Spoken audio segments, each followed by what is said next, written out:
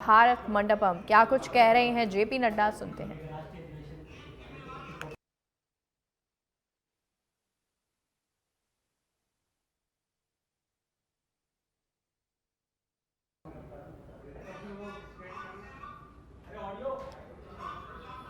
तो ये बड़ी आपको जानकारी और साथ ही साथ तस्वीरें देखिए, ये बहुत खास तस्वीरें हैं क्योंकि ये राष्ट्रीय अधिवेशन है और इसके तहत जो तमाम दिग्गज से दिग्गज नेता हैं वो भी यहाँ पर मौजूद हैं। ये वो वक्त है जब भारतीय जनता पार्टी एकजुट होकर, क्योंकि अगर ये सबसे बड़ी पार्टी है तो अपने कुनबे को और कैसे बेहतर करना है, बड़ा करना है, कैसे मजबूत कि जिनकी प्रायोरिटी में पार्टी कैसे आगे बढ़ेगी, कैसे आगे पार्टी चलेगी, किस तरीके से हम कैसे पार्टी को आगे बढ़ा सकते हैं। कण जिसको हम कहते हैं सेकंड हर पल इस बात की चिंता करने का काम मैंने प्रधानमंत्री मोदी जी को देखा है। और ऐसे प्रधानमंत्री जी हमारे बीच में हैं जिनका हमको मार्गदर्शन मिलेगा। मैं पुनः उनका हार्दिक अभिनंदन और स्वागत करता हूं। मित्रों, मैं इस महाधिवेशन में आप सब लोगों का भी तहे दिल से हार्दिक अभिनंदन करता हूं, स्वागत करता हूं। मैं आपका अभिनंदन इसलिए भी करता हूं, मैं आपका लोगों का अभिनंदन इसलिए भी करता हूं कि आप लोगों को कई बार मुझ पर गुस्सा भी आता होगा, कई बार मेरे टेलीफोन आपको तंग भी करते होंगे, कई बार मेरे वीडियो कॉन्फ्रेंसेस आपको नए काम के लिए प्रेरित करने का भी काम करते हो। लेकिन आप सब लोगों ने जमीनी स्तर पर जिस तरीके से संगठन को खड़ा करने का काम किया है, मैं फिर से आपका हार्दिक अभिनंदन करता हूं, स्वागत करता हूं।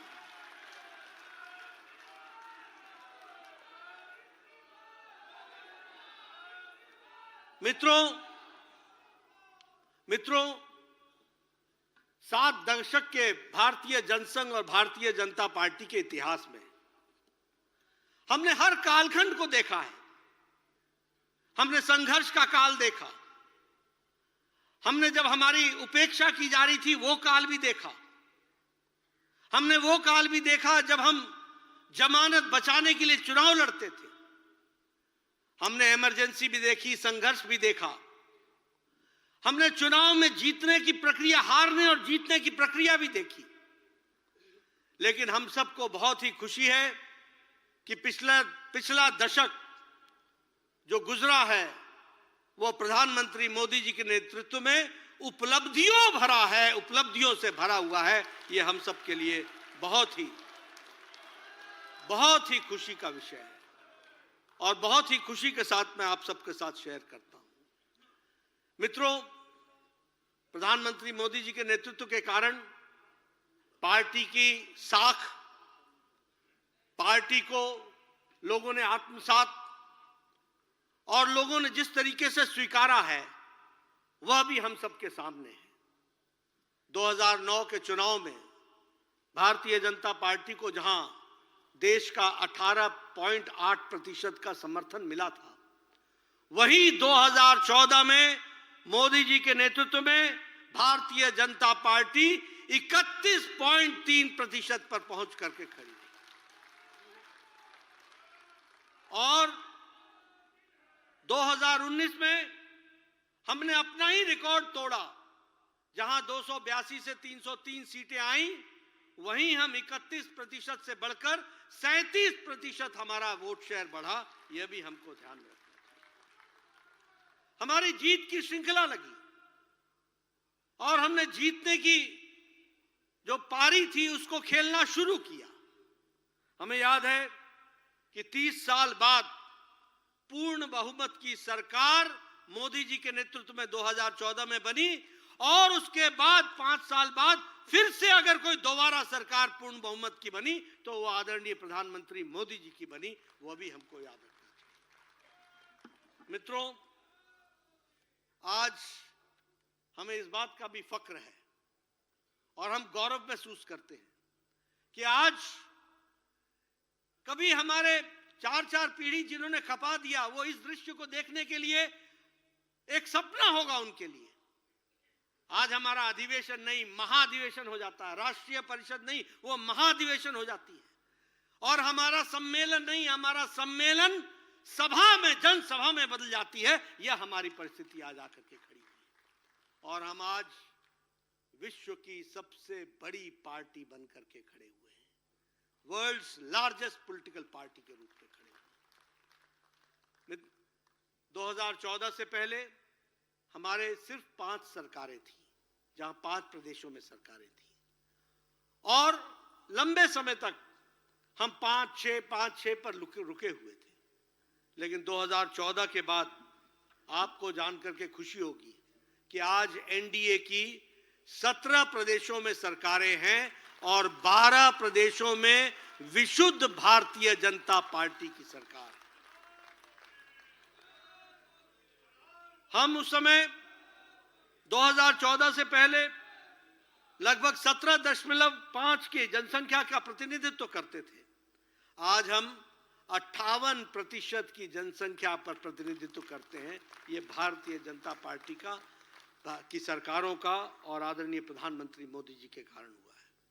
आज अगर हम देखें तो अभी 2019 से, मैं जीत की श्रृंखला आपके सामने रख रहा हूं, 2019 में और 19 के बाद जो हमारे 26 प्रदेशों में चुनाव हुए, उस 26 में से 16 प्रदेशों में भारतीय जनता पार्टी ने अपनी विशुद्ध सरकार बनाई है। 16 चुनाव हम जीते, 16 चुनाव हम जीते। और अगर हम बाई इलेक्शन की बात करें तो विधानसभा में लगभग 100 इलेक्शन, 100, एक सेंचुरी बाई इलेक्शन हमने इन पिछले 5 वर्षों में जीता है। और उसी तरीके से 8 लोकसभा के चुनाव हुए हैं बाई इलेक्शन, उस 8 में भी 6 लोकसभा भारतीय जनता पार्टी ने जीती है। यह हमारा रिकॉर्ड है। हमारे जो लोकल बॉडी के इलेक्शंस होते हैं उसमें हमने 9,836 सीट्स हमने जीती हैं। और आपको जानकर खुशी होगी कि 186 स्थानों पर हमने म्युनिसिपल कॉरपोरेशन में अपने आप की जीत हासिल कराई है और अपने मेयर बनाए हैं। इसको भी हमको ध्यान में रखना चाहिए। अगर हम असेंबली इलेक्शन की बात करें तो उत्तर प्रदेश में हम जहां 2017 में पूर्ण बहुमत में आए, वहीं हम 34 साल बाद फिर से दोबारा अगर कोई सरकार आई तो भारतीय जनता पार्टी की सरकार आई। उत्तर प्रदेश में हम दूसरी बार। मैं जब जीत की बात करता हूं तो आपको लगेगा कि जीत की बात कर रहे हैं, मैं इसमें वेस्ट बंगाल भी जोड़ना चाहता हूं। मित्रों, हमारी वोट परसेंटेज वेस्ट बंगाल में 10% थी। हमारी सीट की संख्या 3 थी विधानसभा में। आज हमारी संख्या 77 चुनाव जीत करके आए और हमारी वोट शेयर 38.5% हुआ है। वह दिन दूर नहीं है, अभी है। यह भी हमको ध्यान में रखना चाहिए।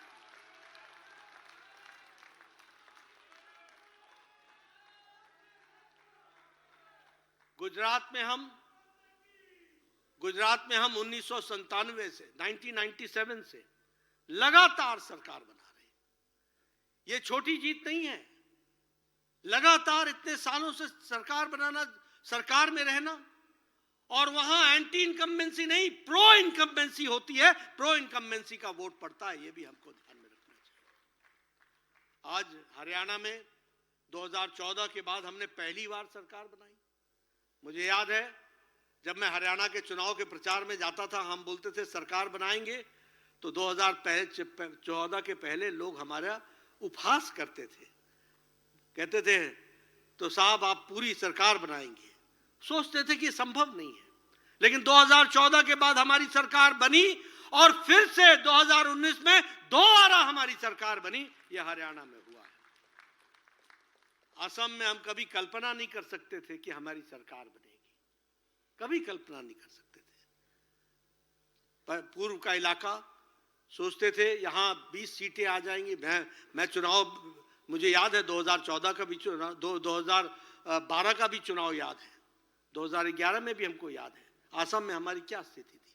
लेकिन 2014 के बाद असम में चुनाव हुआ और हमने भारतीय जनता पार्टी की सरकार बनाई और दोबारा सरकार बनाई, रिपीट की है, यह भी हमको ध्यान में रखना चाहिए।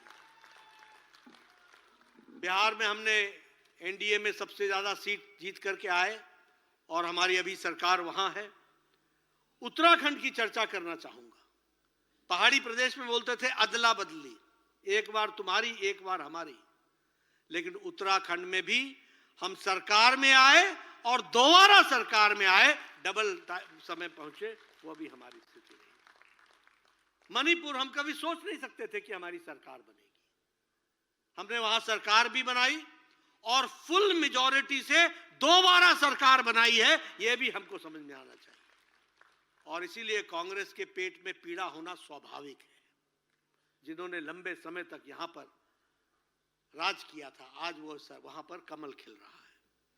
अगर मैं मेघालय त्रिपुरा की बात करूं तो कभी सोचा नहीं था कि त्रिपुरा में सरकार आएगी, लेकिन त्रिपुरा में सरकार आई और वो जो पलटने की बारी थी वो पलट दी उन्होंने, और पलटने के बाद कांग्रेस और कम्युनिस्ट दोनों मिलकर के हमारे खिलाफ लड़े, तब भी त्रिपुरा में भारतीय जनता पार्टी की सरकार आई और वहां हमको सरकार बनी। मेघालय में हमने सरकार बनाई एनडीए की, नागालैंड में हमने फिर से हम आए, वहां हमने अपनी सरकार बनाई। तो इसलिए सरकारों का सिलसिला हमारा चलता रहा। लेकिन सबसे आनंद आप सबको तब आया होगा जब अभी 3 प्रदेशों के चुनाव हुए, राजस्थान, मध्य प्रदेश, छत्तीसगढ़, और यहां भी भारतीय जनता पार्टी और कमल के निशान ने। यह सब संभव हुआ है, यह सब संभव हुआ है क्योंकि लोगों ने प्रधानमंत्री मोदी जी पर विश्वास किया है। यह सब संभव हुआ है क्योंकि लोगों ने मोदी जी की गारंटी को गारंटी पक्की होने की गारंटी माना है, इसलिए संभव हुआ है। और उन्होंने प्रधानमंत्री मोदी जी के कार्यक्रमों को और कार्यक्रम के साथ साथ उनके किए गए कार्यों को मुहर लगाई है, वो भी हम सब लोगों ने देखा है। मैं यहां पर यह भी कहना चाहता हूं कि जो संकल्प प्रधानमंत्री मोदी जी ने लिए, वो सारे संकल्प पूरा करने का काम वो पूरी बखूबी आदरणीय प्रधानमंत्री जी ने किया, और उसी कारण से गांव को मजबूती आई, गरीबों को ताकत मिली, दलितों को सम्मान मिला, महिलाओं का सशक्तिकरण हुआ, किसानों को मुख्य धारा में शामिल किया और शोषित वंचितों को विश्वास पैदा हुआ कि अब वो शान से जी सकते हैं। यह परिस्थिति आकर के खड़ी हुई और इसलिए इन 3 चुनावों में भी हमको जीत हासिल हुई है। जब मैं छत्तीसगढ़ की बात करता हूं, आप सब भी यहां बैठे हैं, आप सब हमसे पूछा करते थे छत्तीसगढ़ तो छोड़ दो, बाकी बताओ राजस्थान का क्या होगा और मध्य प्रदेश का क्या होगा? क्या यही भाषा नहीं थी क्या? ऐसे ही नहीं बोलते थे? वो तो गई, अब तो मध्य प्रदेश सोचो, अब तो राजस्थान सोचो। मैं आपके सामने बताना चाहता हूं कि छत्तीसगढ़ की जो जीत हुई है, हमने वहां पहले 3 सरकारें बनाई हैं, 3 सरकारें चलाई हैं, लेकिन 3 सरकारों में भी जो जीत हमको मिली उससे कहीं ज्यादा जीत इस बार हमको मिली है। 90 में से 54 सीटें पहली बार भारतीय जनता पार्टी जीत करके आई है, 54 सीट्स आउट ऑफ 90, और हमारा वोट प्रतिशत वो 33% से बढ़कर 46% हो गया, 13% हमारा वोट प्रतिशत बढ़ा है। यह छत्तीसगढ़ की कहानी मैं आपको सुनाना चाहता हूं, और मैं चाहूंगा हमारे सभी लोग जो राजनीतिक दृष्टि से जानना चाहते हैं वो इसको स्टडी करें, किस तरीके से प्रधानमंत्री जी ने जो रणनीति बनाई है, अमित शाह जी ने जो रणनीति बनाई और जो हमारे सभी लोगों ने उसको क्रियान्वित किया, उसके कारण आज छत्तीसगढ़ जहां हार की बात करते थे वहां जीत में, और वह भी अकल्पनीय जीत तक हम पहुंच पाए, वो भी हमने देखा है। मध्य प्रदेश में लोगों ने साफ कह दिया था एमपी के मन में मोदी है, मोदी के मन में एमपी है, ये छू गया था। ये लोगों को रास आया, लोगों ने विश्वास किया कि मोदी के मन में एमपी है और एमपी के मन में मोदी है। लोगों ने इस पर जुड़ाव दिया और वहां भी हम रिकॉर्ड मार्जिन से 2/3 मेजॉरिटी से 230 में से हम 163 सीटें जीत करके आए और वहां भी हम लोगों ने शानदार जीत हासिल की है और हमारा वोट शेयर 41% से बढ़कर के 48% हो गया। राजस्थान में हमें कहते थे 50-50 आएगा नहीं आएगा, 50-50, वहां भी हमने सरकार बनाई और वहां भी हमने 3% की वोट वृद्धि की और वहां भी हमारी सरकार बनी है। लोग तेलंगाना के बारे में चर्चा करते हैं, मैं अपने साथियों से बोलना चाहता हूं, कई बार हार में भी जीत होती है और हमने ये जीत हासिल की है। तेलंगाना की अगर मैं बात करूं, एक विधानसभा विधायक था हमारा और हमारा वोट शेयर वहां पर 7.1% था। आज हमारा वोट शेयर 14% हो गया, डबल हो गया। 8 विधायक हमारे चुन करके आए हैं। अगली बार हम किसी तरीके से छोड़ने वाले नहीं हैं, वहां भी हमारी सरकार बनेगी, इस तैयारी से हम लगे हैं। मित्रों, ये सब काम जो इतनी बड़ी जीत हासिल हुई, प्रधानमंत्री मोदी जी के नेतृत्व पर जनता ने विश्वास किया और आप सभी कार्यकर्ताओं ने धरती पर जो अथक मेहनत की और उसको वोट में ट्रांसफर करने में जो आप लोगों ने काम किया, आप सब लोगों को बहुत बहुत बधाई और आप सब लोगों को भी साधुवाद जिन्होंने इस काम को आगे बढ़ाया है। पार्टी ने एक लंबी वैचारिक यात्रा भी पूरी की है और जब मैं वैचारिक यात्रा की बात बोलता हूं तो अकेली भारतीय जनता पार्टी है जिसने जो सन 51 में कहा वो 2023 और 24 में भी उसी बात पर अड़ी रही। कोई पार्टी नहीं है जिसका वैचारिक अधिष्ठान टिका हुआ रहा हो, कोई राजनीतिक दल नहीं है। अगर वो दल है तो भारतीय जनता पार्टी है। हम लोग जिनकी यात्रा एकात्म मानववाद से सरलीकरण करते हुए और उसको कार्य रूप देते हुए अंत्योदय तक पहुंची और अंत्योदय को कार्य रूप देने के लिए हमारे प्रधानमंत्री जी ने उसी को आगे बढ़ाया। सबका साथ, सबका विकास, सबका विश्वास, सबका प्रयास, इस बात को आगे बढ़ाने का काम किया और इसी को फिर से जब लोग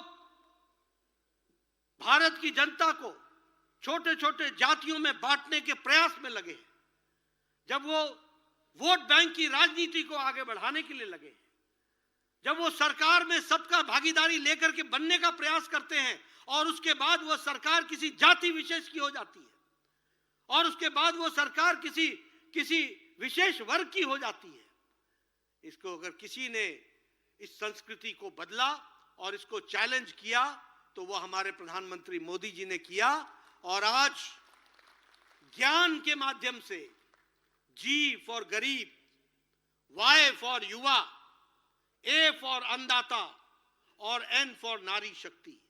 अगर गरीब की चिंता हो गई, अगर युवा की चिंता हो गई, अगर अन्नदाता की चिंता हो गई, अगर महिलाओं की नारी शक्ति की चिंता हो गई तो देश की और समाज की चिंता हो जाती है। इस बात को आगे रखा है और इसीलिए जब हम इस बात को कहते हैं तो हम आपके सामने गौरव के साथ कह सकते हैं, आज ये नारे नहीं हैं। प्रधानमंत्री गरीब कल्याण अन्न योजना, 80 करोड़ की जनता को अन्न की व्यवस्था करना और उसके कारण 25 करोड़ की जनसंख्या गरीबी की रेखा से ऊपर उठ जाती है और नए अरमान और नए पंख के साथ आसमान की तरफ बढ़ती है, तो यह भी हम सबको देखने वाली बात है। और जब हम बात करते हैं प्रधानमंत्री आवास योजना, 4 करोड़ 10 लाख मकान बन गए, पक्के घर, जिन्होंने कभी सपने में नहीं सोचा था वो घर बन करके तैयार हो गए। और आगे भी हम लोगों ने बड़ा लक्ष्य लेकर के प्रधानमंत्री जी चले हैं ताकि कोई भी गरीब कच्चे मकान में ना रहे, उसको पक्की छत मिल सके, इसकी व्यवस्था की गई। आयुष्मान भारत योजना, इससे मुझे भी जुड़ने का मौका मिला। 9 महीने के अंदर इतनी बड़ी योजना, 55 करोड़ लोगों को 5 लाख रुपए का सालाना गंभीर बीमारियों से लड़ने के लिए उसकी व्यवस्था करना, ये काम किसी ने किया है तो वो आदरणीय प्रधानमंत्री मोदी जी ने किया आयुष्मान भारत के तहत। और आपको जानकर यह भी खुशी होगी, ये world's largest health coverage programme है। ये दुनिया का सबसे बड़ा हेल्थ कवरेज का प्रोग्राम है। यह भी हमको ध्यान में रखना चाहिए। स्वच्छ भारत में 11 करोड़ से ज्यादा इज्जत घर बने। बहुत से लोग हमारे उत्तर प्रदेश से आए हैं, बिहार से आए हैं, बहुत से लोग पूर्व से आए हैं। उन्होंने देखा है अपने जीवन में हमारी बहनें, हमारी माताएं पानी का लोटा लेकर के सड़कों पर किस तरीके से वो अपने दैनिक नित्य कर्म के लिए उनको किस तरीके का अमानवीय स्थिति देखनी पड़ती थी। आज 11-12 करोड़ लोगों को इज्जत घर देकर प्रधानमंत्री जी ने महिलाओं का सशक्तिकरण भी किया और महिलाओं को डिग्निटी के साथ जीने का अधिकार दिया। यह भी हम सबको मालूम है।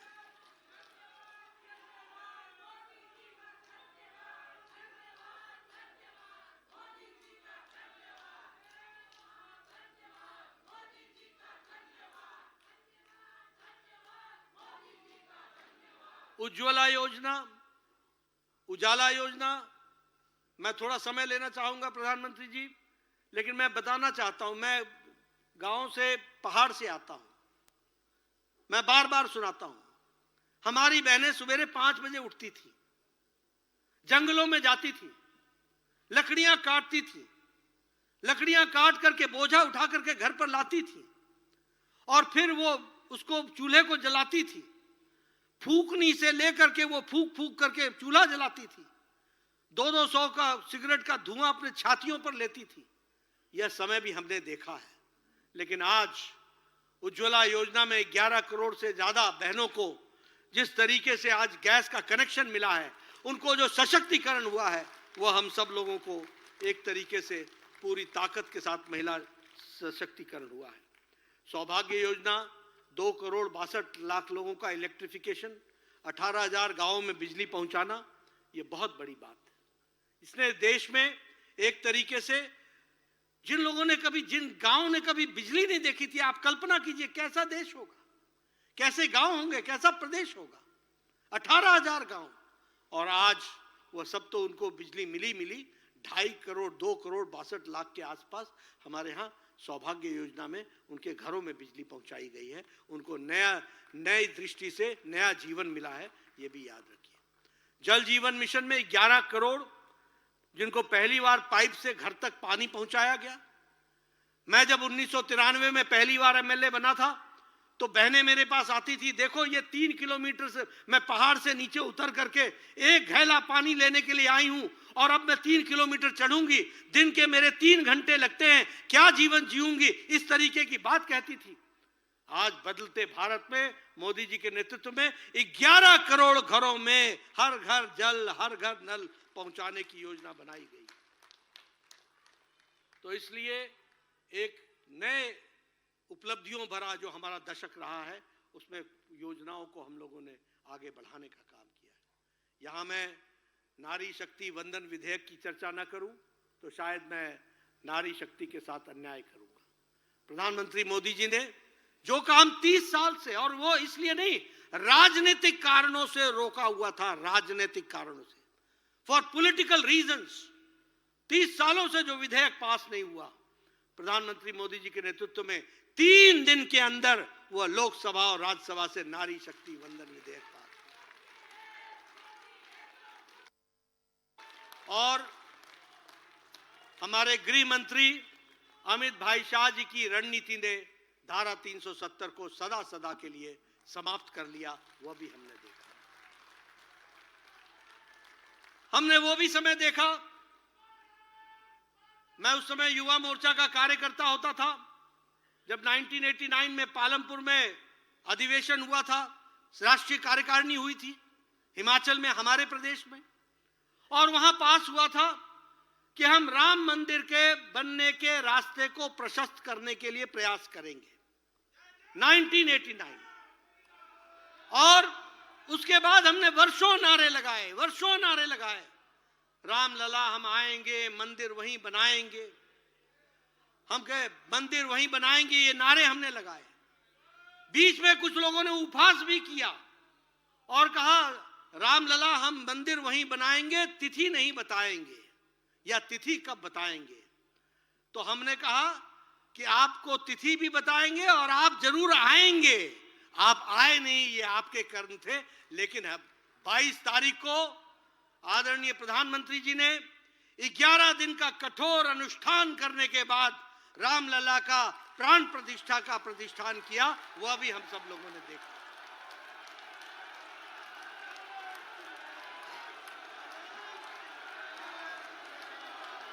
जय श्री राम, जय जय श्री राम। भारत माता की, भारत माता की।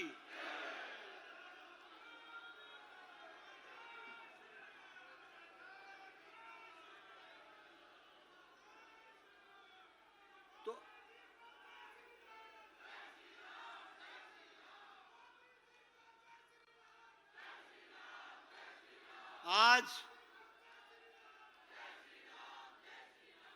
आज हम भव्य राम मंदिर और रामलला को विराजमान होते वहां देखते हैं।